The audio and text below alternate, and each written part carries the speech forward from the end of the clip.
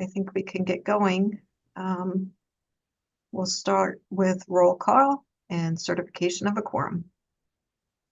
All right, let's see. Town of Ashland, Miss Amos. Here. Charles City County, Miss Adams. Here. Thank you, Mr. Mitchell. Chesterfield County Chair Smith. Here. Miss Walker. Here. Hanover County, Mr. Vadunez. Here. Mr. Hardman. Henrico County, Mr. Yor. Miss Smidler. Here. New Kent County, Miss Inman. Here. Powhatan County, Mr. Shardine. City of Richmond, Miss Clark. GRTC, Mr. Adarkwa. Present. Miss Robinson. Here. CVTA, Mr. Parsons. Here. Plan RVA, Mr. Bushing. Here. DRPT, Ms. Dubinsky. Mr. Hudson. We have Mr. Hudson. I will mark him as present and go back and check and see if maybe he's not been able to move over yet. VDOT, Mr. Totten. Mr. Riblet. Here. Ms. McAdory. RMTA, Ms. Dean. And Virginia Port Authority, Ms. Nelson. That concludes the roll call for attendance. We do have a quorum. Okay, thank you, Janice. Taking a look at the agenda, are there any amendments to the agenda? All righty, seeing none, we'll move along to approval of the December 9th meeting minutes. Has everyone had a chance to review the meeting minutes? And are there any revisions? Seeing none, I'll ask for a motion to approve the meeting minutes as presented. I move for approval. We'll handle this with a, oh, is there a second? Sharon Smidler, second. Thank you, Joe and Sharon.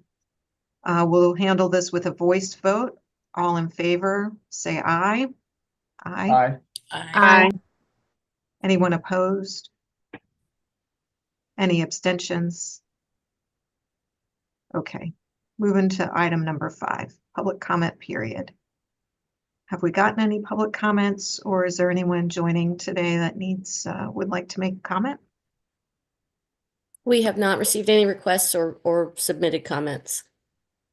Okay. We'll move on to item number 6, CVTA TAC Chair's report. I don't have anything to report. So that brings us to item 7, which is the CVTA Regional Project Selection and Allocation Framework. I'm excited to have this item on our agenda today. We've been working so hard on the parking lot items and revisions to the framework document. I think we're getting pretty close to, and I'm hoping we actually can recommend the authority adopt the revisions to the framework document. I'm going to share my screen. Oops, I gotta explode this first.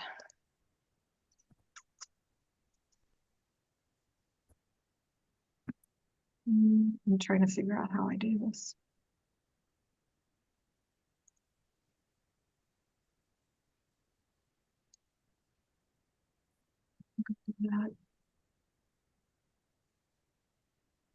Okay. Everyone can see the presentation up. Yep. I'd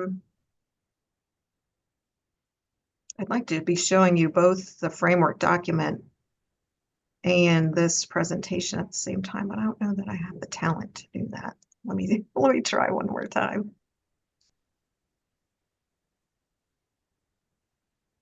If I did this, bear with me real quick.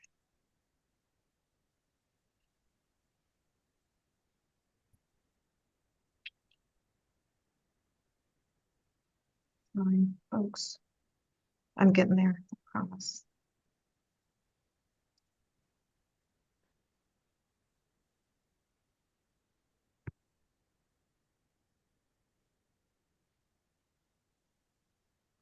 Okay.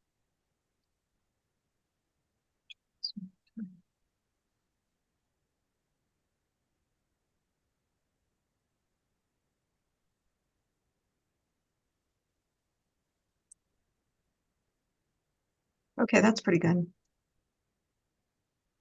I wanted to pull up both the agenda with the framework in it and the presentation that we've been working from in all of our discussions. So in your agenda, you have a framework document with track changes on, and then also a final version to take a look at. And hopefully you've had a chance to review that. I'll run through the presentation. These are the items that were in our parking lot that we've discussed over the past few months. And I'm going to focus on the ones that actually resulted to revisions in the framework document. So we talked about regional benefit only, and that did not require any framework changes, nor did project readiness or leveraging. If anyone has questions as we go through, feel free to interrupt and we can refresh memories on the conversation that we had for any of these parking lot items. So the first revision that we come to in the framework document has to do with off-cycle existing and new projects. There was a revision here just to clean up and update the amount of money generated by the Cvta and collected over the 6-year period. Okay, so for off-cycle request, what we decided was that we would be considering requests for new or existing projects only on a case-by-case basis off-cycle. And we identified 4 steps that have been put into the framework document where the applicant submits a request to the Cvta director. And the TAC will evaluate the need to look at the request off-cycle. Cvta staff checks to see if there are funds available in the year needed. And then we've got TAC action to go to step 3 where staff reports on eligibility, scores, and ranks before TAC makes a recommendation to the full authority. So that was our first substantial change to the framework document. We'll keep moving along. We also changed in the bridge eligibility table here. We got rid of, and this needs to be removed from the marked up or the final version that's included in your agenda. It's struck out, but we decided that in order to to stop chasing VDOT state of good repair eligibility, because one of the changes that came about recently was that they are considering what's termed as CUS projects, those that aren't necessarily structurally deficient in poor condition, but they're on the cusp of being structurally deficient and in poor condition. But we wanted to emphasize that we're using VDOT state of good repair for eligibility of bridge projects, as long as the bridge projects are on roadways that are eligible in the highway category. So we got rid of this wording here. All right, next on the framework parking lot, we talked about application schedule. We've put a little bit more buffer in some of the steps to allow additional time for review of scoring results and more discussion and a better chance to iterate. So if you've requested a certain amount of money and your score is bad, you can maybe reduce your funding request to improve your score. So a little bit of more buffer in the schedule to allow some of that back and forth. But that was no change in the framework document with that. The next few items, locality support for the project, adjusted funding request, that's the iterative process I just talked about. That's taken care of with the schedule, project scoring and ranking. Oh, right.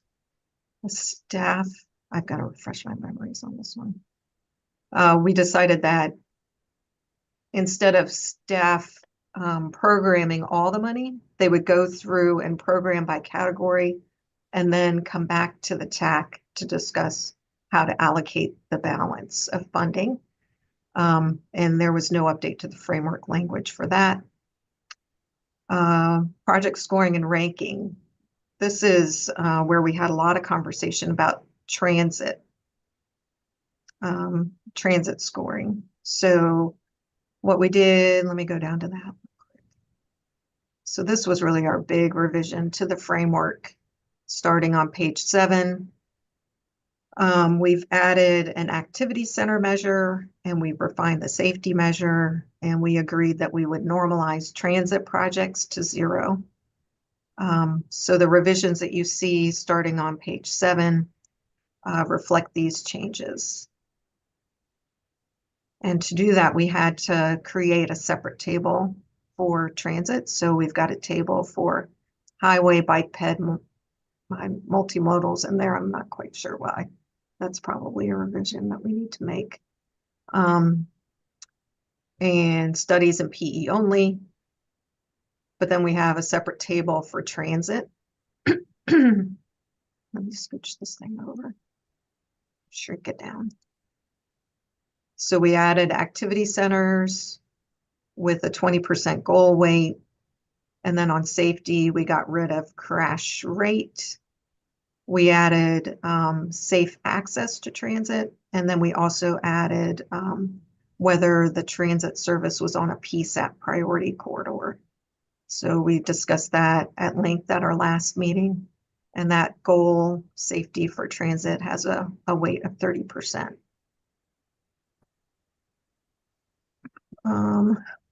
Then number 10 on this project scoring and ranking, is there a better way to score PE only projects? And because we do have the categories, PE only projects are compared to other PE only projects. So we did not propose any changes to the scoring there. Then moving on, templates for scoring and draft recommended funding scenario.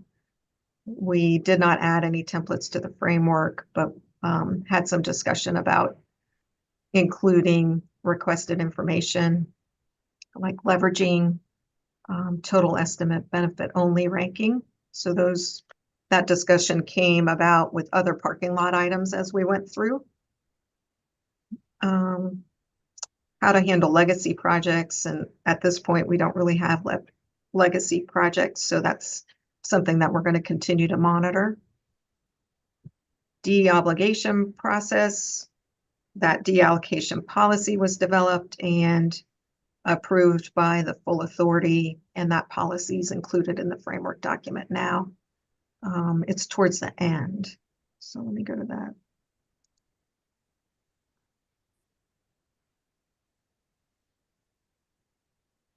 Just make sure. Yep. So it starts here at the bottom of page 16.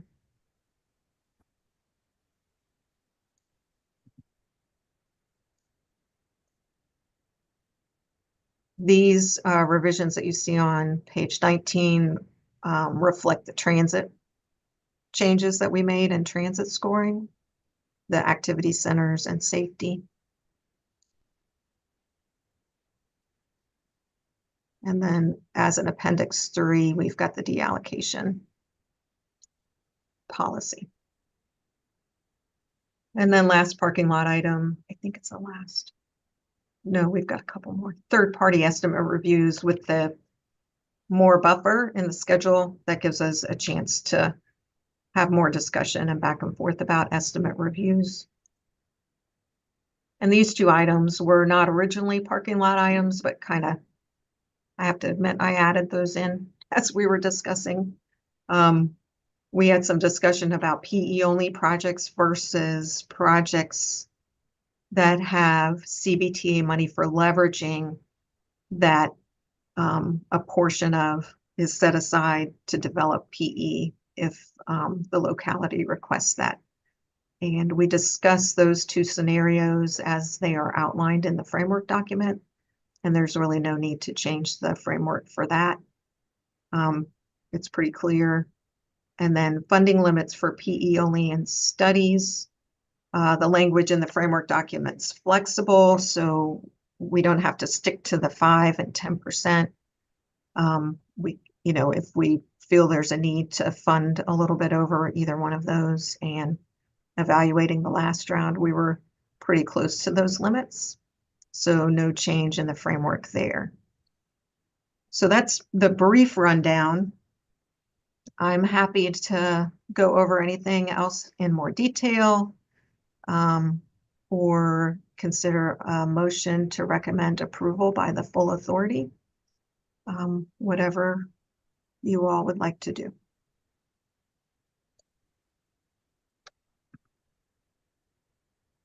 Thanks, Barb. Madam Chair. You're welcome. Madam Chair, can I make the motion? And then maybe we can have any discussion after the motion, but I make a motion that we recommend this to the full authority, the adoption of the CVTA Regional Project Selection and Allocation Framework update. This is Amy. I'll second. Thanks, Dorona and Amy. Is there any discussion?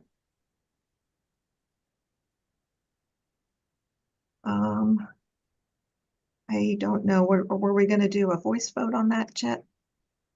I think it's significant vote, so I would recommend that. I mean, I would recommend a roll call vote. Okay. All right. So Janice, if you would help us with a roll call vote.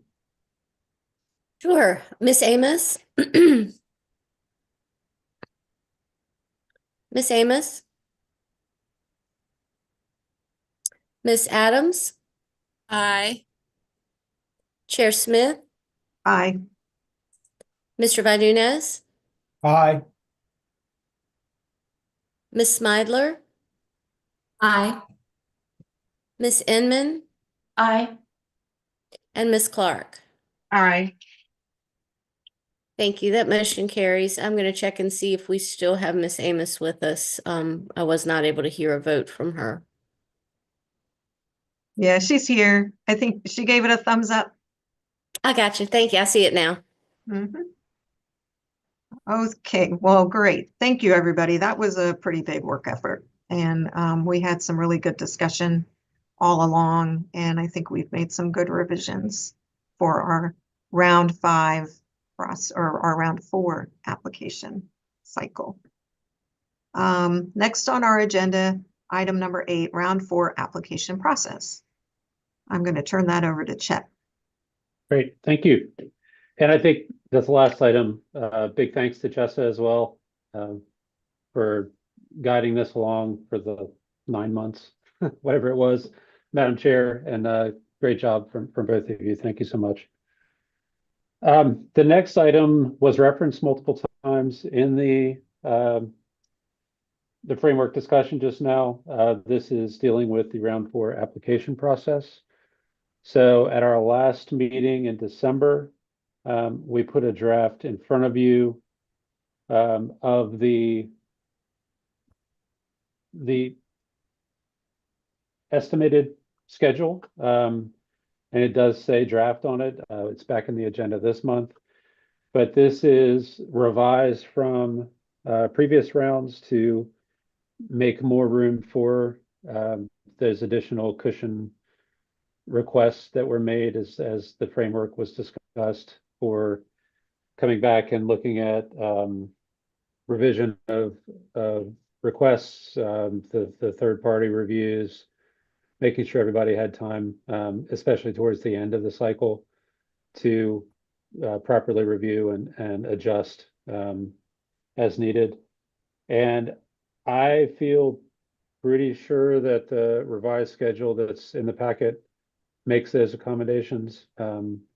from the beginning to the end. We start a little bit early, and it does build in some additional cushion, sometimes weeks, sometimes a month, for those reviews as we move along. I think one other thing to note, differences between this schedule and the last ones is that there is now an on-call engineering bench for Plan RVA, which we are able to use, and that takes care of the procurement process and the things that I would have previously gone through to secure the third-party review. That's really a simplified process now, and we're able to move that along whenever we need to do that. So with that, I believe this is an action item. And the action requested is to recommend full authority approval of the CVTA Round 4 application process. Madam Chair, I'll turn it back over to you if there's any other comments on your part or questions from the group. No comments from me. Does anyone have any questions or discussion on this item? Everyone's so agreeable today. That's great. So if there's a motion to recommend to the full authority the approval of the CVTA Round 4 application process or schedule, could someone please make that motion? Madam Chair, I'll make a motion to approve. Thank you very much, Sherry. Is there a second? Yeah, I had my mic off. I'll make the second. Thank you, Joe. Voice vote probably for this one? Okay. All in favor, please indicate by saying aye. Aye. Aye. Aye. Anyone opposed? Any abstentions? Okay, so that passes. Thank you very much. We'll move on to item number 9, wayfinding implementation, the standard project agreements. And Chet. Okay, thank you. This has changed slightly since we discussed it last month. It was originally scheduled to be an action item, but after kind of looking at this 15 different ways and talking with Mr. Gregory, the agenda item was changed to discussion. And this is dealing with how we capture the additional funding that has been set aside for wayfinding implementation in each jurisdiction. There's a staff report in there under item 9, which kind of goes through what we've done. The authority set aside 1.5 million to fund the additional fall line wayfinding components. And our original intent was to create new standard project agreements for the wayfinding components in each jurisdiction. That is still the intent, but our approach is, I think, a little bit more simplified. Rather than undergo amendments to segment SPAs, we'll still assign new project identification numbers that cover wayfinding costs for each jurisdiction. And those will be included as part of the Appendix A, which identifies project details, the funding amounts, et cetera, just like the normal practice is now for any projects moving forward. But rather than create a new SPA form, the approach is simply to use the adopted templates that everybody is already using. We will ask that you, when you're ready to move forward with those, create the SPA the same way you would for any other CVTA project that the locality is undergoing, but request a new CVTA project ID for wayfinding from me. We already have the cost estimates that are already set aside, established in the wayfinding plan for each locality. So we will use those as the guide for Appendix A. So the new project ID number, the cost estimates, and then just move forward with the spa the same way you would for any other project that is currently on the books. So without anything and creating anything new, my understanding is that there's really no action required because we're using the adopted process. And we'll just be moving forward with these new projects. That's my explanation. I'm looking forward to any discussion that might need to be had. Alrighty. Debrona? Thank you. Yeah, Chad, I did have a question. If do you think it would be helpful if like you, the CVTA, because how are we going to do the spot agreements? Are we doing them for segments, or how are we doing them for the wayfinding? Is it? I'm sorry, I stepped away. Is it going to be by segment, and then we say, hey, for segment 4A wayfinding, or are we doing one spot for the entire wayfinding cost for that locality? Yeah, that's a good question, and I think we've got some flexibility. I think in terms of ease of process, it would be wait until the entire section is done for your locality, and then do it all at once. But that is really dependent on how each of you prefers to move forward with it. So I think that in terms of the legal agreement, it doesn't make a whole lot of difference other than the reimbursement process. I mean, if you want to start, 5, 10 different segments of wayfinding installation, that's going to add some complexity to the processing time for reimbursements. But we can do that. I think just thinking about in Chesterfield, VDOT's gonna give us that southern section. And we'll be able to do some pretty significant wayfinding on that, but not a lot, but there's going to be stuff that's left out until we're able to extend it further north. So I feel like the wayfinding is gonna kind of come in phases, as more connections are made, there are more destinations to direct people to. Madam Chair. Yeah, go ahead. Yeah, I'm thinking, and to me, I don't know if I'm siding towards, and I know it's probably, maybe Richmond just does it or whatever the case, but if you think about it, if it were a spa agreement, wayfinding, I mean, I think if it's for the segments, you get a lot more accountability, like so segment, 4A, or at least the segments are coupled. Maybe we still have to identify in the project description the sections that this particular spa encompasses, because we want to be able to say, hey, because otherwise people could spend the money and then they don't have enough money to do the wayfinding. So like, how do we kind of keep up with,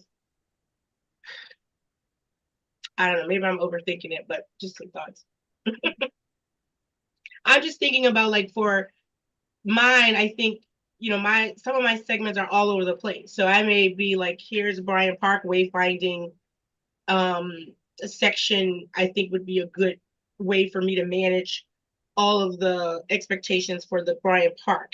And then, but I think about somebody like a Chesterfield where it's easier to make one spa agreement for the entire amount. So maybe we just leave it up to the localities, like you said. Yeah, Chet?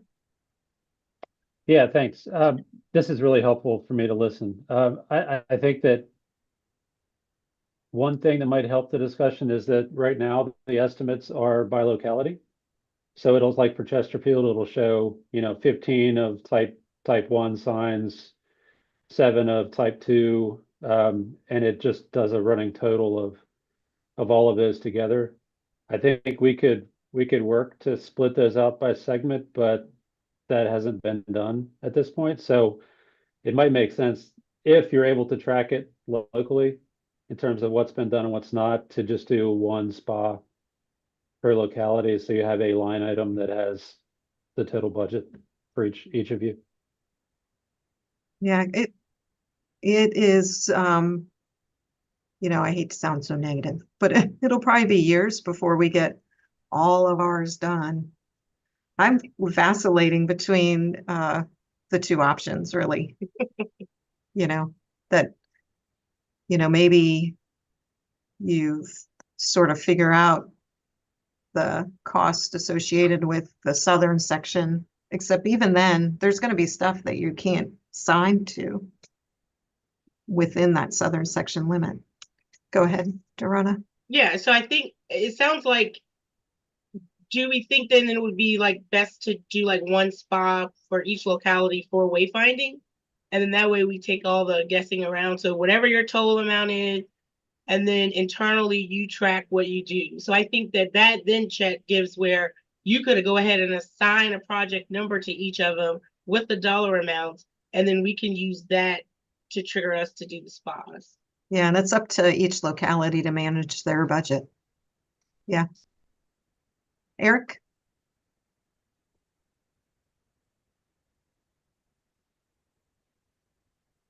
Oh, you're muted. Can't hear you. Okay, sorry about that. Yeah, I agree with Chet. This is all very helpful for both of us, for all of us really, to discern the best path forward for the wayfinding plans. I totally agree with Chet. You know, we've been working on this and trying to figure out what's the best model. And I think you could do it by locality, sort of locality wide, or by segment. We're trying to figure out the easiest, most streamlined way to do it. But either way really works. And in fact, I think leaving it up to the localities to drive it one way or the other is fine.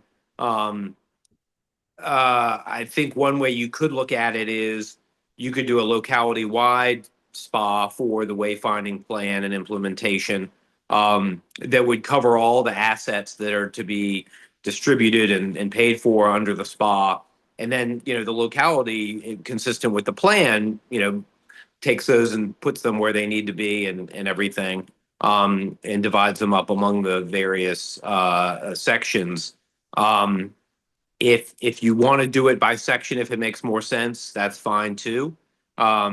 So I don't know. I guess I'm just kind of parroting what you all have already said, but I think we could do it anyway. You could do it. I could see where you do a locality wide spa, and then if you want to divide it up later, you could amend that spa to, if necessary. But either way, we'll work with y'all obviously to get it done. Okay, thank you. Anybody else? All right, I think that was Chair, oh, Sharon. Yep. I agree. I think locality wide for right now would work best for us, or be simpler and just track that. Mm-hmm. Yeah, I'm kind of leaning that way too. Okay, Joe? Yeah, we're in the same boat. Ours is probably about the easiest of all the localities. We're going to be done by September, but probably a lot sooner than that. So I'm just kind of thinking of like the mechanics. The spa needs to come into place first, and then it would be up to each locality to solicit quotes through a procurement process from vendors for the manufacturer and the installation of the signage. Is that right? Or are we all going to use the same sign vendor? I think it is, you would need to follow your Just follow public procurement guidelines. Yeah. And the wayfinding plan, I think, has pretty good specifications for the signs so that they would be consistent. Yep, we hope so. There'll probably be minor variations that I will only notice and will only bother me, but that's all right. I just have to get over it. Okay, I understand. So when do we think we can expect the local spas to be available? I think you could use the standard project agreement and fill it out and submit it to Chet. At any point. Mhm. Okay. All right. Well, thank you. I think I will do that. Yeah, that's Ready. right. It would just have to go through the signature process at the board level, just like we would any other spot.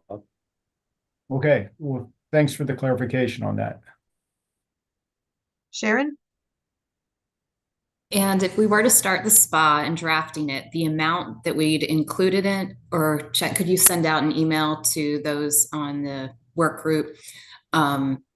Just reminding us, maybe documenting in case, I think everybody's here, but just in case, putting it in writing, saying that this is the plan forward, that they can submit a spa, and if there's a certain amount per locality, or I know we mentioned 1.5 million. But yeah, that would be good. Yeah, good, Absolutely. good suggestion. Yep. All righty. Anything else? Okay. Item number 10, CVTA TAC member comments. Anyone have anything they want to share with the group? No. All right, our next meeting is February 10th at 1 o'clock, and we are adjourned. Thank you. Thank you. Thank you. Thanks all.